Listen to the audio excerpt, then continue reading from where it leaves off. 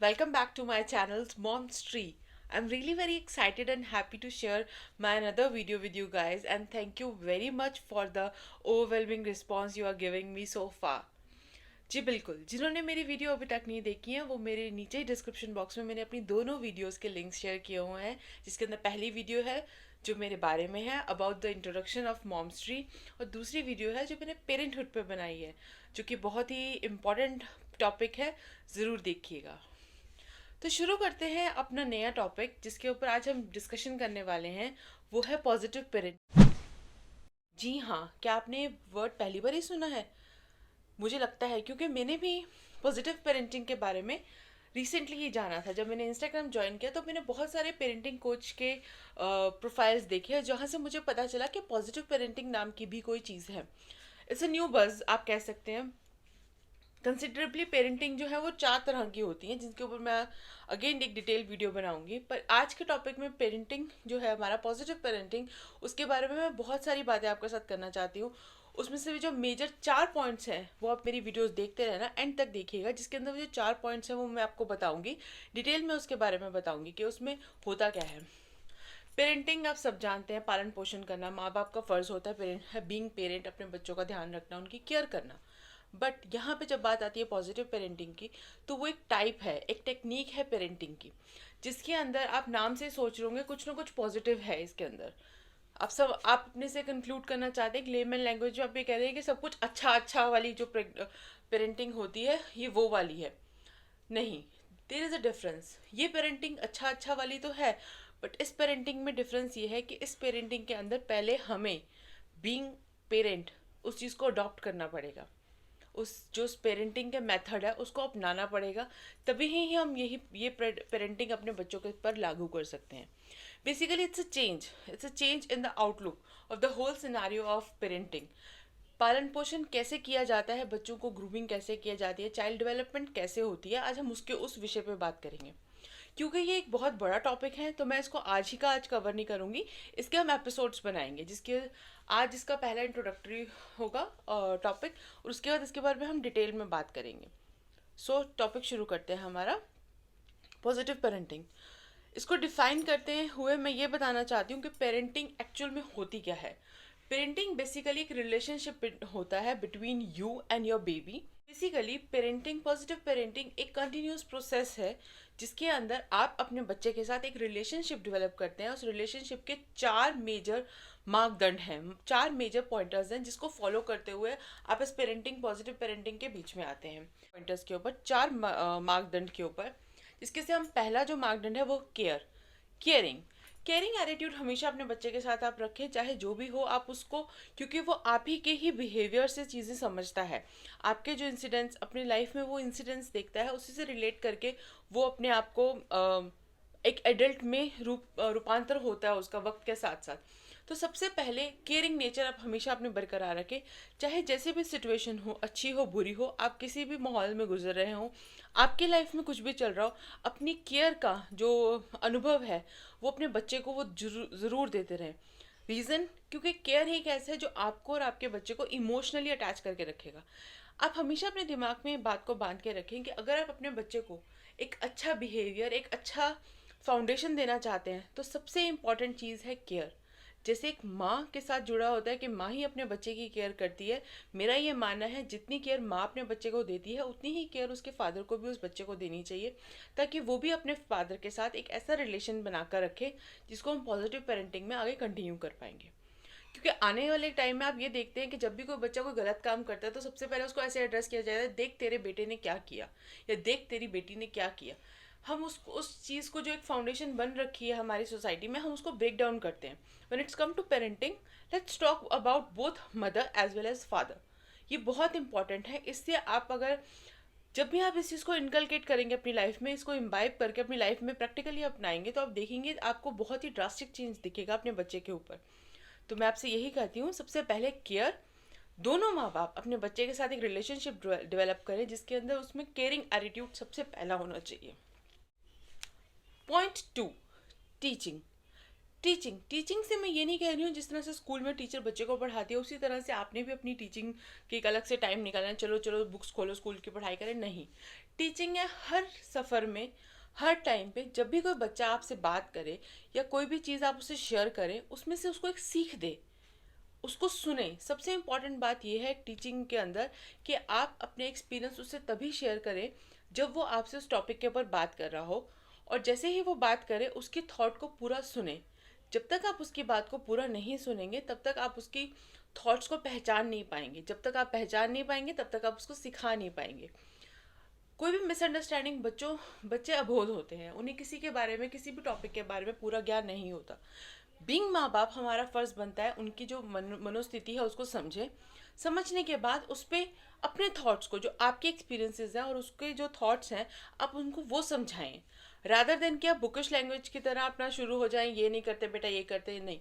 हर चीज़ practically एक example दे के, explanation के साथ अपने बच्चे को डालें, क्योंकि उसी से ही उसकी एक फाउंडेशन तैयार कर रहे हैं। बेसिकली पॉजिटिव पेरेंटिंग के अंदर सबसे इंपॉर्टेंट बात ये मानी जाती है कि आपको अपने बच्चे को तैयार करना है एक बड़े अडल्ट के रूप में। यही हमारा बीइंग पेरेंट्स, हमारा फ़र्ज़ बनता है कि हम अपने बच्चे को infant to toddler, toddler to teenager, teenager to adult, adult तक का रास्ता कहते हैं माँ बाप को अपने बच्चे के लिए तैयार करना पड़ता है। लाइकवाइज पॉजिटिव पेरेंटिंग में भी आप ही को ही अपने बच्चे के लिए एक एक माइलस्टोन तैयार कर कर उसको इन्फेंट से टोडलर, टोडलर से टीनेजर, टीनेजर से अडल्ट तक लेकर जाना होता है, और अपनी ही जो खूबियाँ हैं, उन्हीं की जो अपनी खूबियाँ अपने बच्चे में डालनी होती है। आगे बात वहीं पर, अपनी खूबियाँ, जो आपके अंदर अच्छाइयाँ हैं, आप सब पेरेंट्स यही चाहते होंगे कि आपने जो एक्सपीरियंस के साथ अपनी लाइफ में सीखा है वो आप आगे अपने बच्चों को दें। उसी तरह से ही जो हमारा पहला स्टेप है केयरिंग, सेकंड स्टेप है टीचिंग, वो काम करेगा। हम आते हैं अपने थर्ड स्टेप के ऊपर, जो कि है लीडिंग। उसको किस तरह से आगे अपनी लाइफ को लीड करना है। हमेशा अपने बच्चे के साथ एक स्कोप छोड़ें जिसके अंदर वो इंडिपेंडेंट वर्क करे। इंडिपेंडेंट वर्क करने का मतलब ये नहीं है कि आप उसको आज़ाद छोड़ दें और वो जो करना चाहता है वो करे, नहीं, मैं इस बारे में बात नहीं कर रही हूँ। मेरा मानना यह है कि हमेशा अपने बच्चे को एक स्कोप देना चाहिए, एक आज़ादी देनी चाहिए, जिस आज़ादी के अंदर वो खुद अपने पंख फहराए। उसको खुद जब वो पंख फहराएगा वो गिरेगा। हम इसी के साथ ही अपने नेक्स्ट पॉइंटर पे आते हैं, जो कि है हमारा फोर्थ पॉइंटर, जो कि है कम्युनिकेशन। कम्युनिकेशन हमारे लाइफ में बहुत इंपॉर्टेंस रखता है। जब बात आती है हमारे और हमारे बच्चे के बीच में, तो हमें कम्युनिकेशन को हमेशा एक बहुत ही इम्पॉर्टेंस देनी चाहिए। चाहे वो छोटा बच्चा भी है, वो अगर कोई भी चीज़ आपको बताना चाहता है, कम्युनिकेट करना चाहता है, तो आप बहुत ध्यान से उसको सुने, उसको समझने की कोशिश करें। इवन कि एक टोडलर भी अपनी ही भाषा में, अपने ही तरीके से अपने पेरेंट्स को, अपनी मदर को अपनी चीज़, अपनी प्रॉब्लम बताता है। ये उसकी मदर पे डिपेंड करता है कि किस लेवल तक वो अपने बच्चे को समझ रही हैं, उन्होंने किस लेवल तक अपने बच्चे की चाइल्ड डेवलपमेंट को रेंज में रखा हुआ है। वो समझती हैं, वो देख रही हैं कि मेरा बच्चा ये एक्शन करता है तो उसका जो एक्सप्रेशन का जो रिजल्ट है वो ये निकल। जितनी भी हमने बात करी है उस बात को एक फटाफट से हम रिकॉल कर लेते हैं, जो कि हमारे 5 मेजर स्टेप्स बनने वाले हैं इसी पॉजिटिव पेरेंटिंग के अंदर, जो कि आपको हेल्प करेंगे अपने बेबी के साथ, अपने बच्चे के साथ और ज़्यादा कनेक्ट करने के लिए। इससे पहले कि मैं अपने टॉपिक्स पे आऊँ, दोबारा से हम इस बात को शुरू करें, मैं आपसे इतना ही रिक्वेस्ट करूँगी कि अभी तक अगर आपने मेरा चैनल सब्सक्राइब नहीं किया है तो अभी जाके सबसे पहले सब्सक्राइब कीजिए, बेल आइकन को ऑन कीजिए, क्योंकि बेल आइकन को ऑन करने से जो भी मेरी नई वीडियोज़ आएंगी उसका नोटिफिकेशन आपको मिलेगा और आप मेरी वीडियोज़ को ज़रूर देखेंगे। अभी जाइएगा मत, पॉजिटिव पेरेंटिंग के ऊपर 3 मेजर इंपॉर्टेंट बातें करनी है जो अभी तक डिस्क्लोज नहीं हुई है। हम आगे, अवेयरनेस ऑफ इमोशंस। आपको इमोशंस का पहचान होने चाहिए। आपका बच्चा जो बिहेवियर शो कर रहा है वो बिहेवियर किस तरह से उत्पन्न हुआ है। मैं आपको एक सीक्वेंस बताती हूँ, बिहेवियर बनता कैसे है, एक आदत बनती कैसे है। हम कहते हैं हमारा बच्चा फर्जिया, हमारा बच्चा क्रैंकी है, हमारा बच्चा खुश मिजाज है। वो बनता कैसे है? हमेशा एक बिहेवियर जो सेट हो जाता है बच्चे के दिमाग में, वो एक इंसिडेंट से इंस्पायर हुआ होता है। बचपन में ही कोई इंसिडेंट उसको इस तरह से इंस्पायर कर देता है और वही इंस्पिरेशन उसका बिलीफ बनता जाता है। उस बिलीफ से ही आगे वो एक बिहेवियर बन जाता है। वो जो इंसिडेंट हुआ होता है वो हमेशा वो उसके पेरेंट के साथ ही हुआ होता है। या तो वो पेरेंट्स को आपस में देखता है, या उसके पेरेंट उससे ऐसा कुछ बिहेव करते हैं, या वो पेरेंट बिहेव करते ही नहीं है, उसको इग्नोर कर देते हैं। उस पर्टिकुलर इंसिडेंट्स के साथ ही जुड़कर एक बिलीफ सेट हो जाता है उसके माइंड में कि ये ऐसे ही होता है। उस ऐसे ही होने से वो चीज़ उसका एक बिहेवियर बन जाती है। आप इस टॉपिक को बहुत ध्यान से समझें, हम इसके ऊपर और भी बात करने वाले हैं। एंड में आते आते आप ये पूरा पॉजिटिव पेरेंटिंग की जो फाउंडेशन है, जो अभी हमारे बीइंग पेरेंट्स हमारे अंदर डल रही है, उसको आप समझने की कोशिश कीजिए। Incident, belief and later it become a behaviour. कोई भी बच्चे का बिहेवियर, बच्चा बुरा नहीं होता, उसका सिर्फ बिहेवियर बुरा होता है। तो अगर उसके बिहेवियर को हमने ठीक करना है, तो अब आप समझ रहे होंगे हमें उसके साथ एक इमोशनल अवेयरनेस बनानी पड़ेगी। आपको उसके इमोशंस को समझना पड़ेगा, उसके उस बिलीफ को तोड़ना पड़ेगा, ताकि आप उस बच्चे के साथ उस बिहेवियर को ख़त्म कर सके। If a baby is a fussy, if your baby is cranky, cut to the incident जहाँ से उसकी क्रैंकीनेस शुरू हुई है, उस क्रैंकीनेस को पहले तोड़ें। फ़र्क बस इतना है, आप ये मत कहें मैं थप्पड़ मारूंगा या मैं तुम्हें पनिश करूंगा। फियर ऑफ पनिशमेंट से या आपकी डांट से वो बिहेवियर को मत तोड़े। तब वो बिहेवियर नहीं टूटने वाला, वो बिलीफ और पक्का हो जाएगा। हो सकता है वो उस पर्टिकुलर टाइम के ऊपर वो आपके साथ शो कर दे कि मैं सब कुछ भूल चुका हूँ जी, ये तो मेरा बिहेवियर ख़त्म हो गया। बट अगर आप उसको लॉन्ग रन में देखेंगे, वो आपने उससे भी ज़्यादा बड़ी गलती कर दी है। उसके बिहेवियर को, उसके बिलीफ को तोड़े मत, उसके बिलीफ को चेंज करें, उसको समझाएं, बट एक बहुत ही पॉजिटिव तरीके के साथ कि बेटा उस पर्टिकुलर चीज़ को आप मत देखें। फॉर एग्जाम्पल लेट्स से आपका बच्चा टीवी बहुत देखता है, आप ये मत करें टीवी बंद, अब टीवी नहीं चलेगा। गलत, यहीं पे गलत है। टीवी चलते रहने दीजिए, उसको टीवी देखने दीजिए, बट मीनवाइल साथ ही में बुक्स रख दें, बुक्स, इंटरेक्टिव बुक्स रख दें, और आप रीड करना शुरू कर दें और आस्ते आस्ते उसको उस कहानी के बारे में बताएं। आप खुद ही देखिएगा बच्चा रिमोट छोड़कर आपके पास आ जाएगा, और फिर आप उसे कहें टीवी क्यों चलाया हुआ है बेटा, टीवी बंद कर दो, हम बुक रीड कर लेते हैं। बस इसी को कहते हैं एक रिचुअल बनाना। रोज रात को जब आपका बच्चा टीवी नहीं छोड़ रहा और आप चाहते हैं कि बच्चा बुक पे शिफ्ट करे, तो उसको टीवी बंद आप मत कीजिए। Let him understand the importance of other thing. For example हमारे केस में बुक्स, किस तरह से आप उसके साथ टाइम स्पेंड कर रहे हैं बुक रीडिंग करने में, वो खुद ही फ़ोन को अपने सॉरी वो खुद ही रिमोट को छोड़ देगा। ट्राई करके देखिएगा और ज़रूर कमेंट बॉक्स में कमेंट कीजिएगा कि क्या आपके साथ ऐसा कुछ हुआ। सेकेंड पॉइंट हमारा आता है, connecting with your child. That is really very important.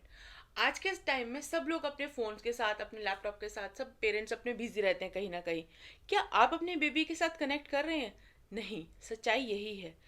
जिस दिन से आप अपने बच्चे के साथ कनेक्ट करना शुरू करेंगे, उसी दिन आप पॉजिटिव पेरेंटिंग की फाउंडेशन ले करेंगे। कैसे? फॉर एग्जाम्पल, जो हमने पहले एक एग्जाम्पल दिया था, बच्चा अकेला टीवी देख रहा होता है, आप आएंगे उसके पास, उसको लगेगा कि मेरे पेरेंट, मेरे पापा या मेरी मम्मा मुझसे बात करने आई हैं, हम आपस में टाइम रखेंगे, उस टाइम को हम यूटिलाइज करेंगे। That is known as connecting with each other. आप उसके साथ कम्युनिकेट करेंगे, आप उससे बात करेंगे, उसके इमोशंस को समझेंगे।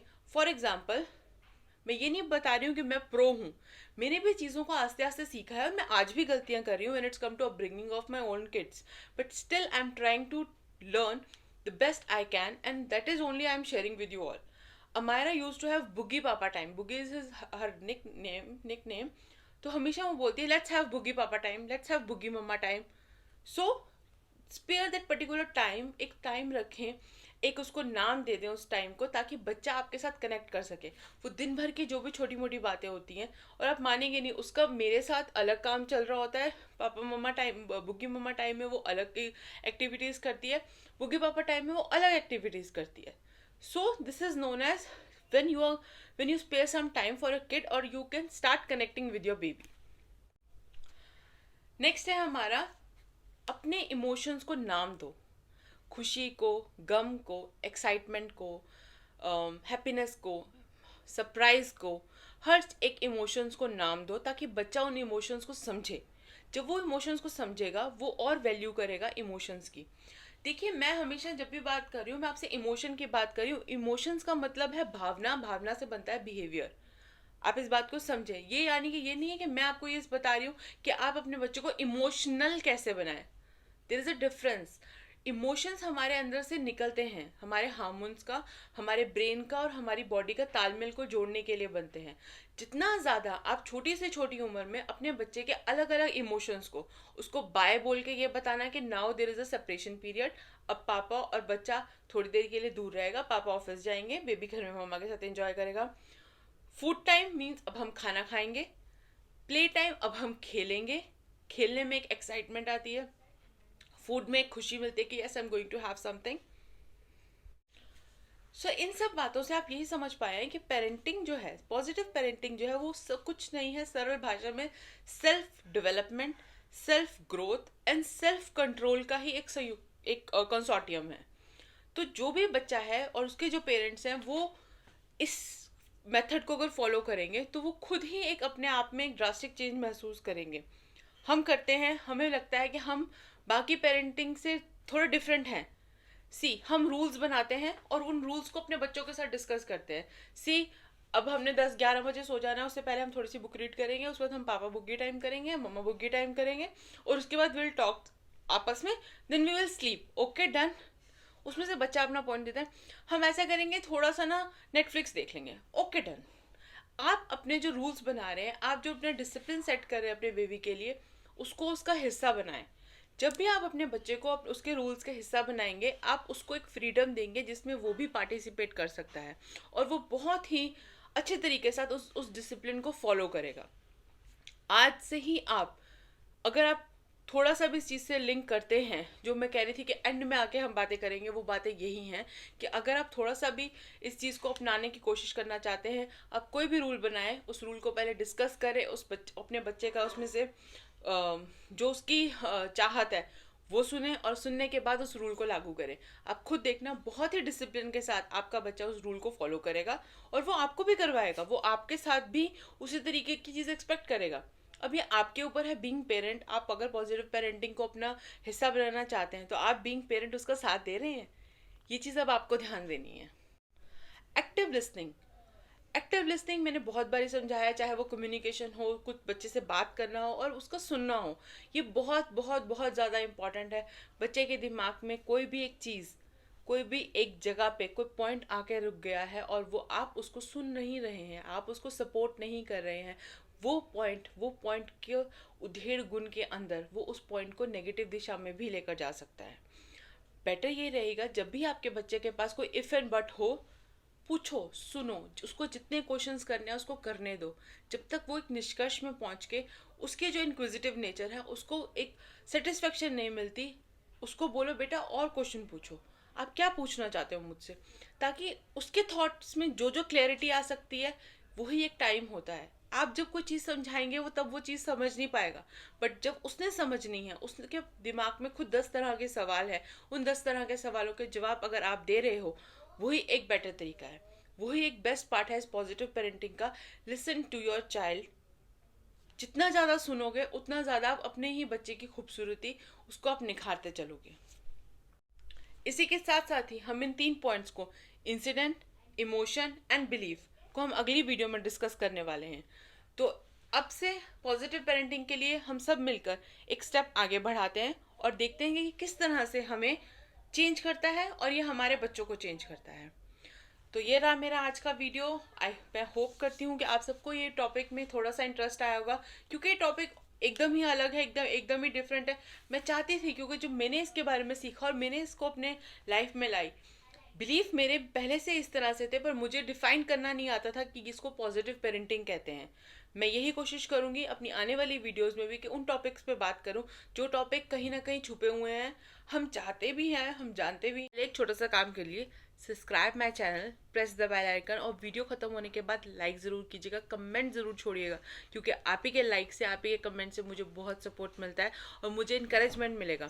उसके साथ साथ आप एक और काम कर सकते हैं, आप मुझे बता सकते हैं आप कौन से टॉपिक पे बात करना चाहते हैं। हो सकता है आपके दिमाग में भी कोई टॉपिक और हम उस पर बात कर सकें। Do share your views about it